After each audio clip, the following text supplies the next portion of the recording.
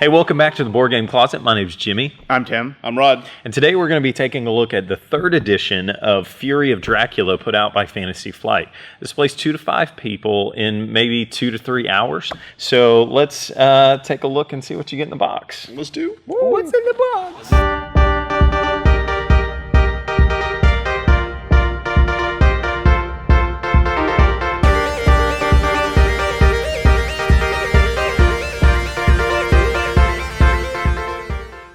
Okay, so this is what you get in the box with Fury of Dracula. Rod, do you want to talk to us about the components? Dracula. Anyway, so Dracula. yes. So the game is not a lot of miniatures because you don't need them. What you have is you have 4 characters and you have Dracula. So those are the miniatures. They're a little small, but that's fine. Yeah, they do what they're supposed to do. You have a lot of cards, everything from the cards that the vampires can do to the hunters to the locations. You have individual cards for each character, including the vampire, and then you also have a map card. This is actually probably my only negative thing on it when it came to the pieces was this is really pretty thin. What I'll end up doing is laminating this and probably the player characters. Could you read that map with your now you know what? Number 2 negative on there, and I have to say, look. So you have this right here, and it's pretty dark, right? And it can be a little difficult to read. But then the map itself, it's like they didn't make the names any bigger on here. They left them the same size, and they shrunk the map. And so it's like, really? I think the moon and all that stuff, all the tokens and stuff that you have for are well done. So I mean, when it comes to the pieces for the game, I'd say you have everything you need. Just laminate your cards in the world map and carry a magnifying glass. Okay. All right. So Tim, do you want to talk about the rules to Fury of Dracula and how hard or easy it is to learn the game? Sure. So it's cool. It's got a learn to play book, and then it's got a rules reference book. So when you're first starting, you can just drop that off to the side. You don't really need that except for the reference sheet. You got learn to play rules. So it takes you through setting up the board, which is pretty important because it was a little confusing on the cards at first. Which cards were which and where they were supposed to go and where were we supposed to shuffle them together and stuff like that.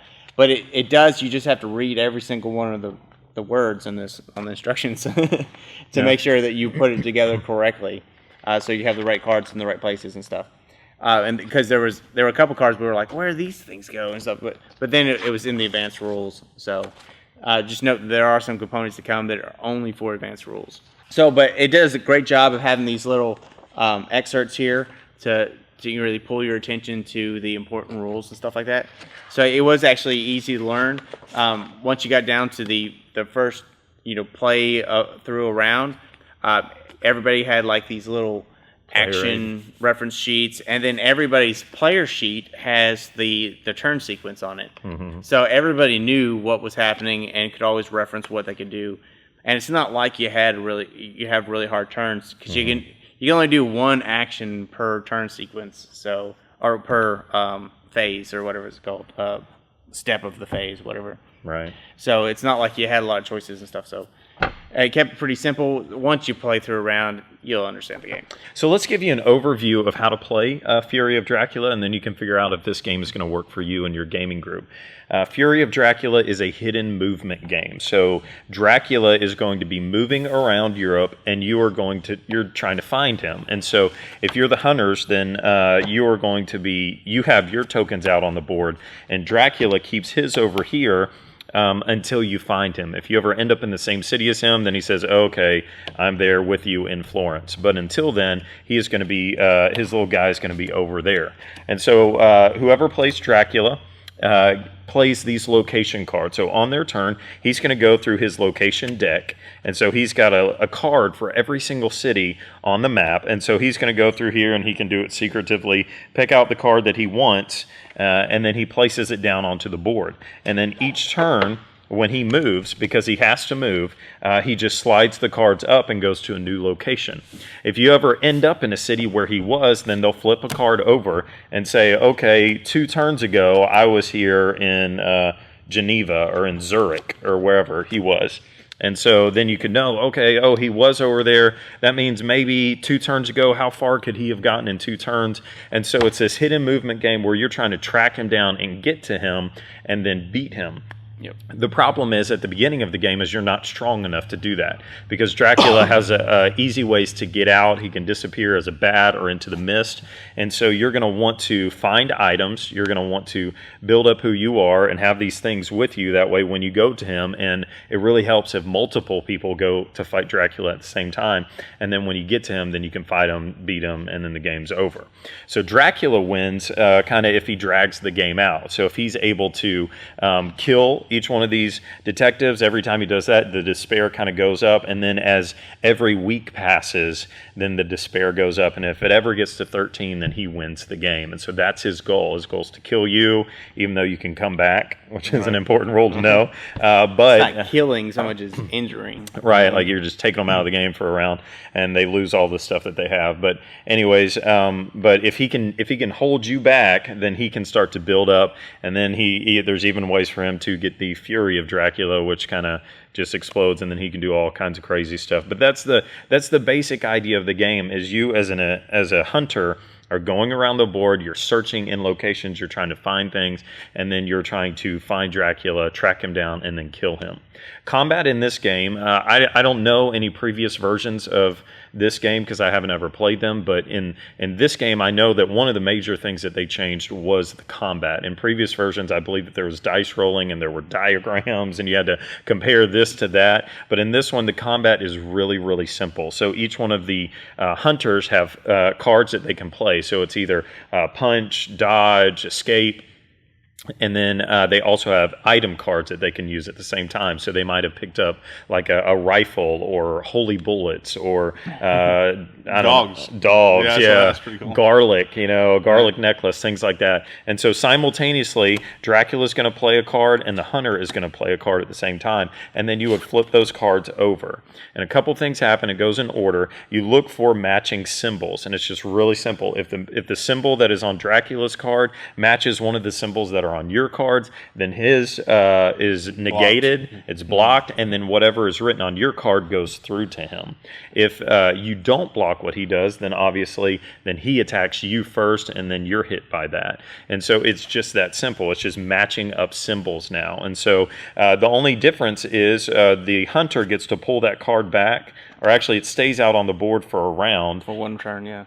And then he will get to bring that card back. So let's say that he uses a really powerful rifle, then he won't get to use that now, but the next round he could. Whereas for Dracula, his cards stay out on the table. And so then he would draw back up to his hand size, and then he would be able to play another card out. And so that keeps going up to 6 rounds. And so at the end of 6 rounds, the battle's over, and either you die or he kills you, or it could also be just a draw. Just a draw, and and both end up in the same city. Right, and so that's it. But during that battle, Dracula's going to have the upper hand on you at the beginning of the game, but hopefully by the end, you're going to be able to gang up on him and then overcome him, because Dracula has to pick who his attack is going to go to during the combat, and so the other person can get right through to him, and so that's why it really benefits you to team up when you're fighting. So combat is really simple on this.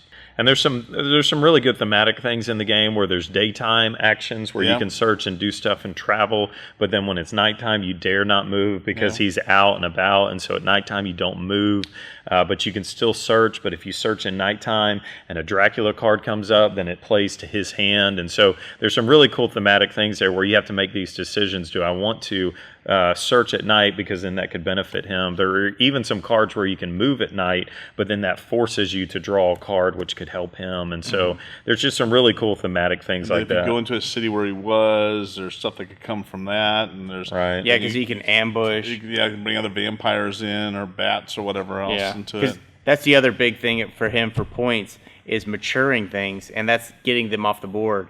So if he can get something here and then move again, that goes off the board. If it has mature text on it, he matures it. He gets that influence from that, and that speeds up his win conditions. Right. Yeah, totally. At the end of our reviews, we like to do a simple one-die rating. Should you buy it, play it, or hate it? So green means go buy this game and add it to your collection.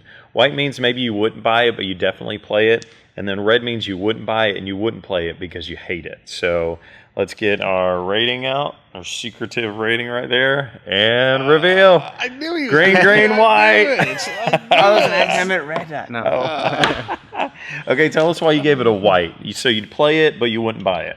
Yeah, so this game, my problem is Dracula wins by dragging the game out. So it goes from an hour and a half game, because it will go an hour and a half at least, to being even longer for Dracula to win. So he really does have to make it for a longer game. And to me, anytime that's a mechanic, to drag a game out, I'm not going to really probably like it very much. Well, I mean, but I mean, to counter that, I guess the idea is that you want to make it a more immersive game, that it's not a just play and it's over. And so I think he's trying to, like what you're saying, he benefits when he matures those things. So it's not necessarily that he's just dragging it out. He's waiting to get those abilities. Yeah, you know? To get his big points, though, he needs all this despair out. Mm-hmm. To get despair out, the players have to play through all these turns over and over and over again. Because that's how they come out, is every week that this despair actually comes out. Right, yeah. That's to me, that's dragging it out. Yeah. Mm-hmm. I gave it a green because it's a different kind of hide-and-seek game. So it's not like Spectre Ops where you're like, can you see me? You know, and you're going down this corridor and it's real close. You know, to me, it's a lot more plotting, you know, and you're trying to think through, okay, where would he have probably gone? And there's no way he would have gone down this road and right through the middle of us, you know, and so just trying to think through those ideas. And then the small aspect of building up your character, searching through, trying to add these items to what you've got, balancing out, do I travel and do all those kinds of things. I don't know, I enjoyed it. So yeah, for me, it's I think when you sit down, first thing you do have to realize he is right. It's a 3-hour game. Mm-hmm. You're not getting past that. That's true. It's going to be a 3-hour game, maybe even 4. So if you're not willing to sit down and play a game like that, then don't join in on this one. That's a good point. But I like the way it built you up. It built the vampire up. It built everything up. To me, it was like it reached this crescendo, and it just took a little bit of time to do that. But I think it's very neat. I like it a lot. That's the reason I'm saying go out and buy it. I think it's. For the game level that this is, you know, usually I'm big into the bigger games, I guess, is what I normally like. And for the value and everything, I think it's a very fun game. Definitely. Yeah. All right, so that's our review of Fury of Dracula. We've got a lot more reviews on our website, boardgamecloset.com. Check out our Facebook, Twitter, Instagram, all that. And as always, support your local hobby shop.